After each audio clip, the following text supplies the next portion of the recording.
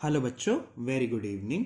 बेटा मैंने आपको, आपने जब बिजनेस स्टडीज ज्वाइन करी है 11th क्लास की, तो बेटा मैंने आपको सिलेबस की वीडियो भेजी होगी और हो सकता है कि मैंने इस टॉपिक की आपको ऑडियो भी भेजी हो।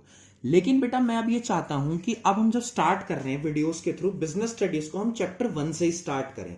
देखो, इकोनॉमिक्स और अकाउंटेंसी हमने जहां तक ऑडियो से कर ली थी, उसके आगे मैंने वीडियोस बनाई थी। लेकिन जब हम बात कर रहे हैं बेटा बिजनेस स्टडीज की, तो अब जब 11th की बिजनेस स्टडीज में बेटा बिल्कुल आपको बेसिक से करा रहा हूं। Number 1, meaning of business. बेटा हमें इस चैप्टर का नाम है इंट्रोडक्शन टू बिजनेस। इसके अंदर सबसे पहले बेटा यह समझना है कि बिजनेस होता क्या है।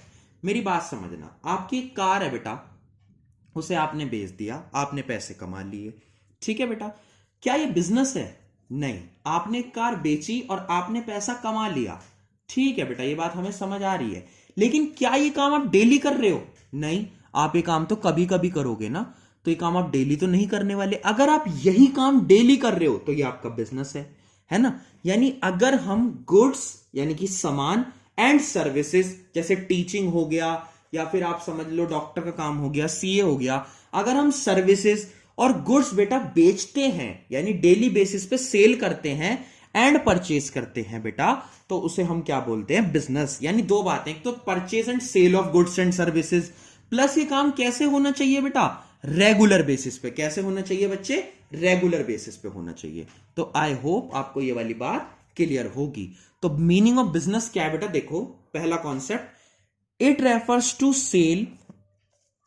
एक मिनट बेटा, जरा मैं सेट कर दूं। It refers to sale and purchase of, ये बिजनेस कटा हुआ है, of goods and services, goods and services on regular basis. यानी कि बेटा गुड्स एंड सर्विसेज की सेल करना, आप ये टेंशन मतलब, आपको तो नोट्स मिलेंगे। गुड्स एंड सर्विसेज की सेल करना बेटा, वो भी रेगुलर बेसिस पे, क्या कहलाता है बेटा? बिजनेस कहलाता है। यानी बिजनेस का मतलब क्या है बेटा? अगर वो काम रेगुलर बेसिस पे हो रहा है और सेल एंड परचेज हो रही है, तो वो क्या होता है बच्चे? बिजनेस होता है। एक्टिविटीज की बात करते हैं। देखो, दो तरह की एक्टिविटी निकल के आई। आई होप आपको बिजनेस का मीनिंग क्लियर हो गया होगा। यानी तो रेगुलर बेसिस होना जरूरी है, प्लस परचेज एंड सेल होना चाहिए। एंड ऑफ कोर्स आपका मोटिव क्या है बेटा? मोटिव तो पैसा कमाना ही है। अब बेटा बात करते हैं, यहां से दो तरह की एक्टिविटीज आएंगी। यहां से हम इस क्लास में यहां तक की बात करेंगे, बेसिक क्लास है आपकी, काफी बच्चों का ट्रायल भी होगा। एक्टिविटीज क्या है बेटा? दो तरह की होती हैं, एक होती है इकोनॉमिक, एक होती है नॉन इकोनॉमिक। इकोनॉमिक का मतलब क्या है बेटा? जिसमें आपको पैसा मिल रहा है। देखो, जो मोटिव आप पैसे के मोटिव से कर रहे हो, जैसे कुछ कमा रहे हो, आप कहीं नौकरी कर रहे हो, बिजनेस कर रहे हो, कुछ कर रहे हो, अगर आपका मोटिव पैसा है तो समझ जाना वो इकोनॉमिक एक्टिविटी है। अगर आपका मोटिव बेटा पैसा कमाना नहीं है, तो वो एक्टिविटी होती है बेटा नॉन इकोनॉमिक एक्टिविटी।